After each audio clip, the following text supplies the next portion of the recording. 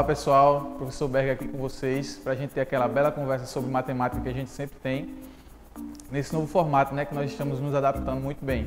Então vamos lá. Preparei para vocês, pessoal, uma aula sobre razões trigonométricas no triângulo retângulo, certo? Vocês já estão bem habituados com esse triângulo, mas eu vou começar a aula fazendo uma revisão lá do início sobre a classificação de triângulos, para daí a gente dar prosseguimento da nossa aula, tá bem? O que é que acontece, pessoal? Para vocês acompanharem essa aula bem dinamicamente, vocês vão ter que ir no Google Class e baixar o material que eu deixei disponível para vocês. Lá vocês vão acompanhar todos os exemplos que eu vou dar aqui na aula, todos eles vão estar lá, então vocês baixem para que a gente possa acompanhar a aula bem legal, certo? Vamos começar aqui. Começando com a classificação de triângulos, a gente pode classificar o triângulo de duas formas. Quanto aos lados e quanto aos ângulos. Quanto aos lados, pessoal, a gente consegue classificar o seguinte. Classifica ele como triângulo equilátero, o triângulo que tem todos os lados iguais, certo? Tranquilo, né? A gente classifica como isósceles o triângulo que tem apenas dois lados iguais. E a gente classifica como triângulo escaleno o triângulo que tem três lados diferentes, certo? A gente pode classificar os triângulos também quanto aos seus ângulos internos. Os ângulos internos do triângulo nos dizem três formas de a gente classificar eles. E eu vou falar para vocês agora. Ó. O primeiro triângulo que a gente tem é o acutângulo. Por que a gente chama ele de acutângulo? São os triângulos que todos os ângulos internos são menores que 90 graus. A outra forma da gente classificar é chamando ele de obtusângulo. Qual é o obtusângulo, pessoal? O obtusângulo é o triângulo que vai ter um ângulo maior que 90 e menor que 180. Essa é uma regra para ser um obtusângulo, certo? Ou seja, se ele tiver um ângulo maior que 90 e menor que 180, um ângulo interno, ele é classificado como obtusângulo. A outra forma é classificar ele como triângulo retângulo, que é o nosso protagonista da aula. O triângulo retângulo, pessoal, é o que vocês mais gostam, que eu sei. É aquele que tem um ângulo reto. O ângulo reto, pessoal, é o ângulo de 90 graus. Ó. Ou seja, essa é uma característica do nosso triângulo retângulo. E a gente vai continuar o estudo sobre ele aqui, certo? Outra peculiaridade do triângulo retângulo é que ele é o triângulo que a gente consegue aplicar o teorema de Pitágoras, que a gente vai ver agora como é que faz. Pessoal, o teorema de Pitágoras é bem simples, né? A gente tem o triângulo retângulo, tá aqui, ó, eu escrevi para vocês, e ele diz basicamente o seguinte, ó, o quadrado da medida da minha hipotenusa, ó, que é A, é igual à soma do quadrado dos catetos, B e C. Esse é o meu teorema de Pitágoras, certo? Agora, como aplicá-lo? Isso aí a gente vai ver nos exercícios mais à frente, certo? Pessoal, uma coisa que eu queria mostrar para vocês, ó. Vocês perceberam que eu escrevi o triângulo retângulo de duas formas diferentes? E aí, mudou a minha hipotenusa, como é que é? Eu vou escrever aqui, ó. Do mesmo jeito que eu escrevi ali. E agora, esse é triângulo retângulo e esse não é. Escrevi diferente, ó. Como é que a gente identifica o triângulo retângulo? Como é que a gente identifica a hipotenusa, o cateto? Porque eles podem mudar de lugar, né? Preste atenção sempre no ângulo reto.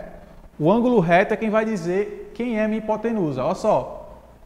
Minha hipotenusa nesse caso aqui, ó, é o A. Então é A ao quadrado igual a B ao quadrado, que é meu cateto, e C ao quadrado, que é meu outro cateto.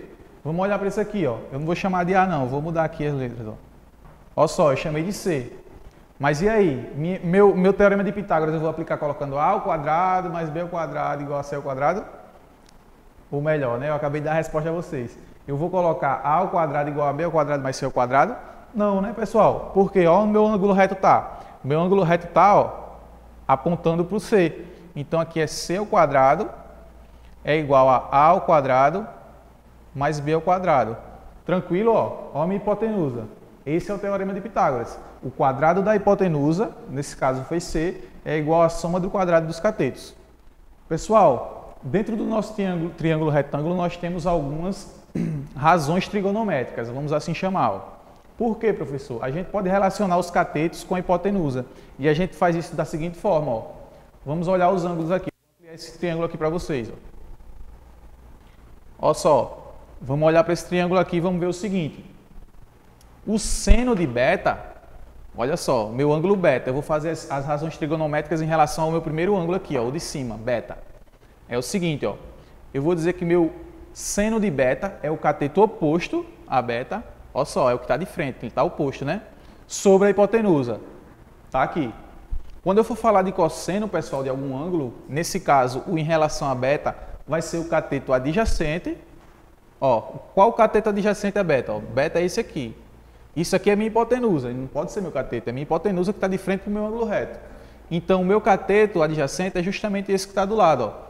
B sobre a hipotenusa, que é quem? A. Identificando a hipotenusa sempre, pessoal, ó, é o que está de frente para o ângulo reto. Já a minha tangente em relação a beta, pessoal, minha tangente em relação a beta vai ser o seguinte, vai ser o meu cateto oposto a beta sobre o meu cateto adjacente.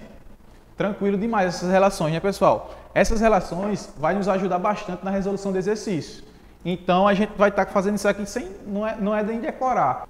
De tanto a gente fazer exercício, pessoal, a gente vai acabar pegando prática de identificar o seno e o cosseno dos ângulos, certo?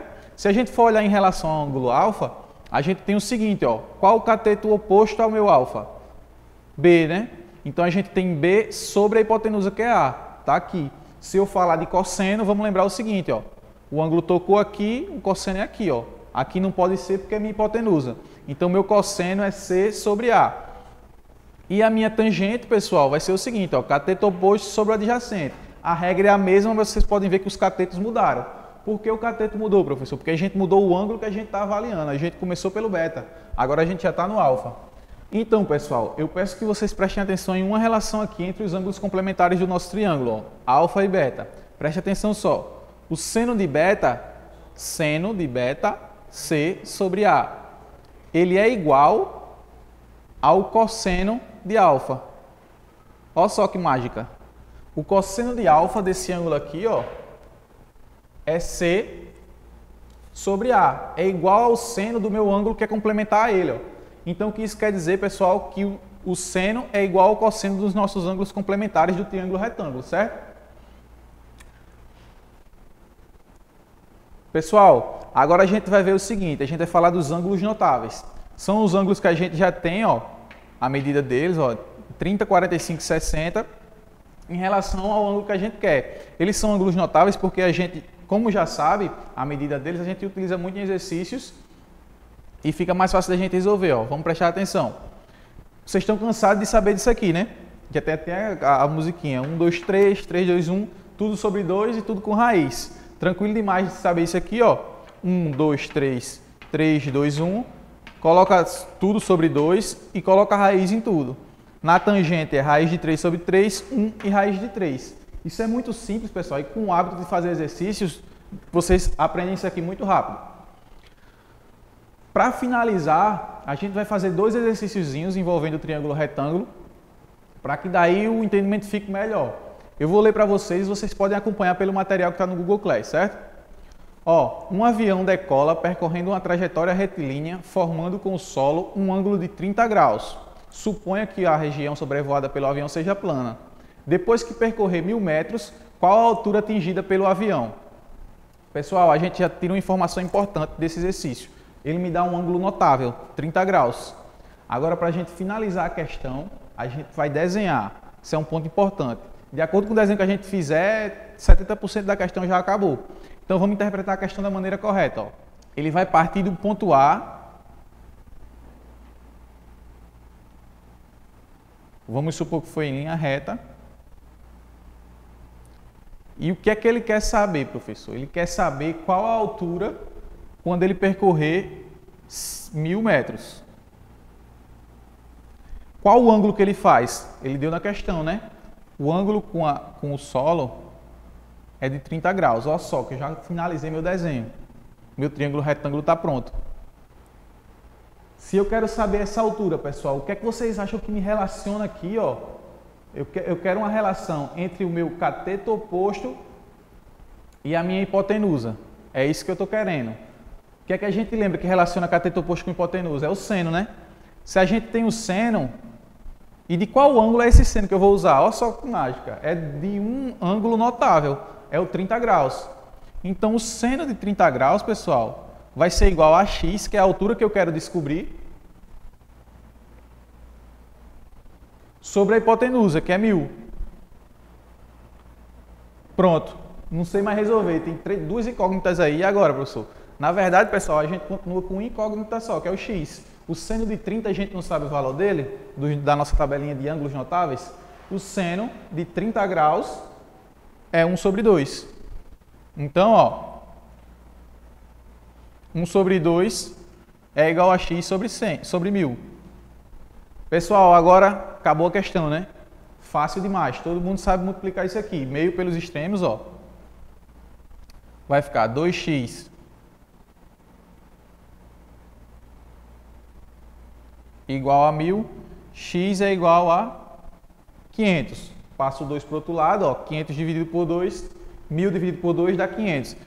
Se x é o quê, pessoal? X é justamente a altura que eu procurava. A altura que pedia na questão. 500 metros. Então, pessoal, com isso a gente consegue finalizar a nossa aula. O material de apoio vai estar disponível no Google Class e as atividades vão estar lá também para a gente resolver, certo? Até a próxima aula, pessoal.